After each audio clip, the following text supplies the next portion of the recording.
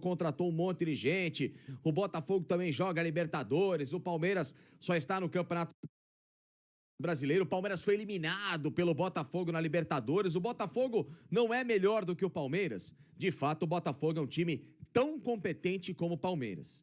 Mas o Palmeiras, quando precisa de respostas, mesmo que de forma tardia, em momentos decisivos e com uma bagagem vencedora nesse tipo de competição, e aí com o detalhe que eu acabei de dizer nesta última frase, sobre Botafogo jogar Libertadores à Vera, e é também lá favorito para ser campeão, não é só no Campeonato Brasileiro. Botafogo é favorito nas duas para ser campeão. E o Palmeiras tem só o Campeonato Brasileiro. Essa vantagem de ter um foco único e com menos desgaste físico em meio a duelos que vão acontecer agora, nesta semana, pelas quartas de final da Libertadores, o Palmeiras, ele pode levar uma certa vantagem e ainda com o chamado plus. Não é plus a mais, como diz o meu amigo Flávio Gomes, é plus. O Palmeiras ainda tem um jogo por fazer no Allianz Parque, pelo Campeonato Brasileiro, contra Botafogo e também um outro contra o Fortaleza, que segue nessa briga, mas eu acho que a briga vai ficar polarizada entre Botafogo e Palmeiras e, dependendo do que for, o Flamengo também pode ter essa capacidade, mas eu vejo, por enquanto, Palmeiras e Botafogo com muito mais anseio para tentar vencer o Campeonato Brasileiro. Então, a vantagem de ter um jogo em casa e devolver a derrota do primeiro turno. Um Palmeiras com o Campeonato Brasileiro, somente ele por fazer. E, além de tudo, mais do que ter o adversário dividido em competições, a matemática também ela é favorável ao Palmeiras nesse exato momento. Porque, presta atenção, Botafogo tem 53 pontos, 16 vitórias, saldo 20. Hoje, claro, seria campeão porque tem 3 pontos a mais que o Palmeiras. Só que se ambos ficarem na mesma toada, né, cada um somando suas respectivas vitórias, e essa diferença, com essa vantagem, tá, de saldo ser do Palmeiras e dependendo de uma vitória para conquistar o campeonato, e se ela depender, obviamente, do confronto direto, o Palmeiras passa aqui para o Botafogo justamente por causa disso. Palmeiras tem saldo 24, Botafogo tem saldo 20.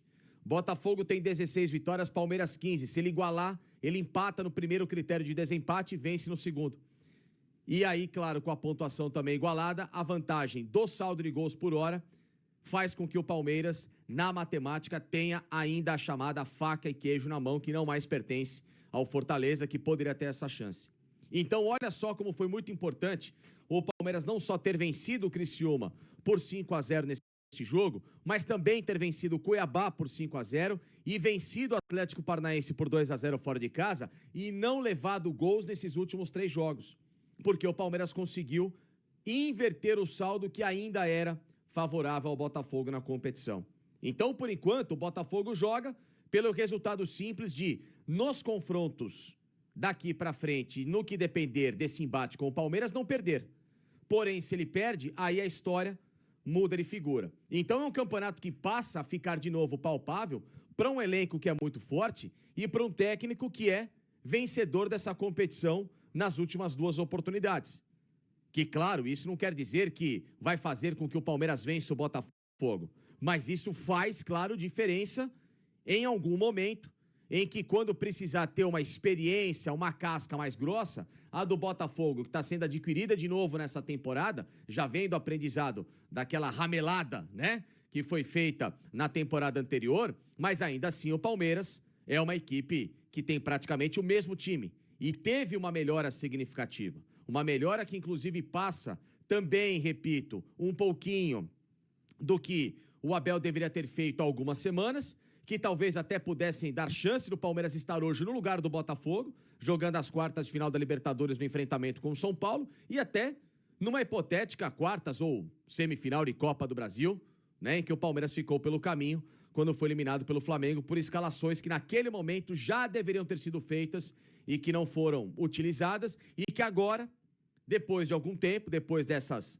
pancadas que o Palmeiras sofreu, foram colocadas em práticas. Ainda, claro, pode-se contestar se o meu lateral preferido é o Marcos Rocha, mas fez um jogo hoje ok contra a equipe do Criciúma, não deixou a desejar.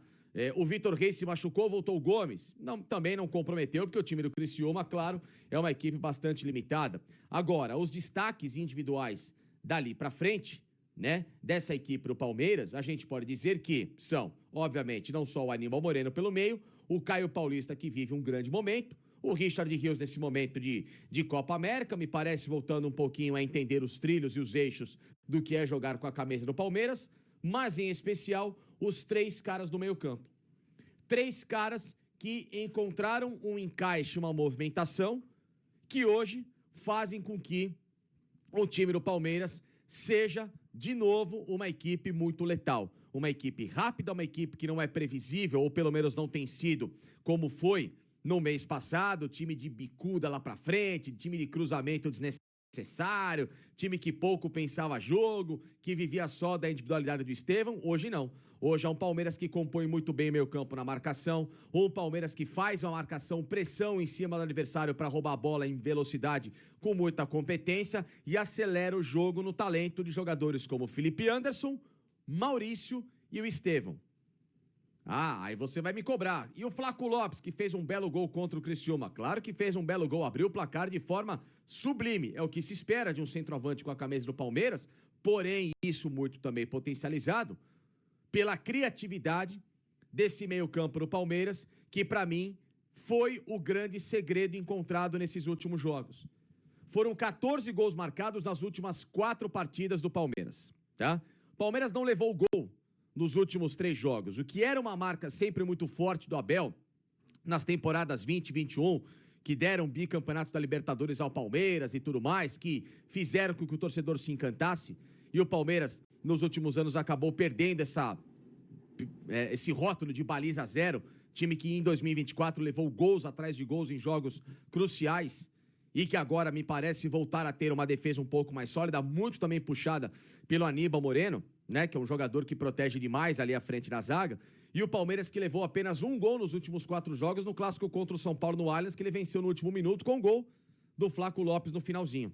Então é um Palmeiras que voltou a ter números e desempenho dentro de campo daquele velho time que fez com que o torcedor se sentisse confiante do que poderia apresentar dentro de campo. E não um time que em 2024 passava muito mais incerteza e dúvidas e, claro, uma carência bastante de reformulação. E esse time, eu acho que esse elenco ainda precisa de algumas reformulações, a chegada de outras peças, mas pelo menos já com uma trinca no coração que estava destruído, que era o meio-campo criativo.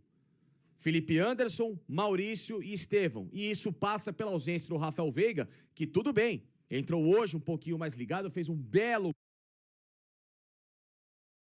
gol de falta contra a equipe do Criciúma. Aliás, os gols do Palmeiras do Flaco Lopes, do Felipe Anderson, gol contra do zagueiro Tobias numa jogada do Estevão, gol do Estevão e depois o gol de bola parada do Rafael Veiga. Mas um Palmeiras que, repito,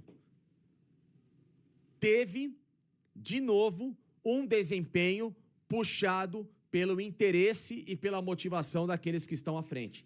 Um Estevão que quer pela primeira vez ser campeão como protagonista no Palmeiras, já foi, claro, Campeonato Paulista, mas um brasileiro, um título pesado.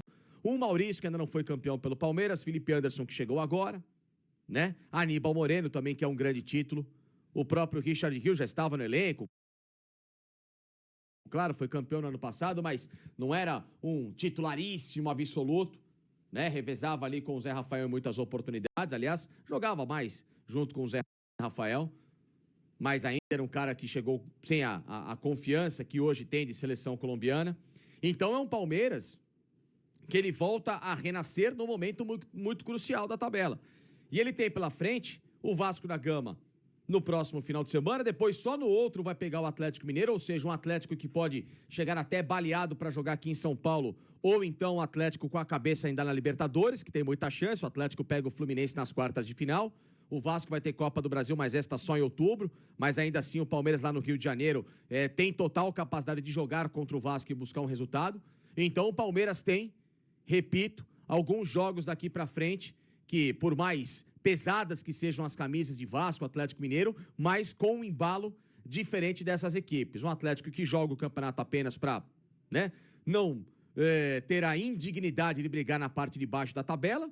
O Vasco da Gama, esse sim, joga o campeonato com uma motivação diferente, mas um Vasco que ainda está precisando se provar mais jogo a jogo, né? Tem conseguido resultados bacanas, as classificações na Copa do Brasil, sonhando com Libertadores, mas o Palmeiras está num ritmo diferente dessas duas equipes, se a gente for pegar em termos de desempenho. Então, isso tem sido o grande segredo. Um Palmeiras que, nesses últimos jogos, tem demonstrado segurança, equilíbrio e, de novo, interesse pelo Campeonato Brasileiro.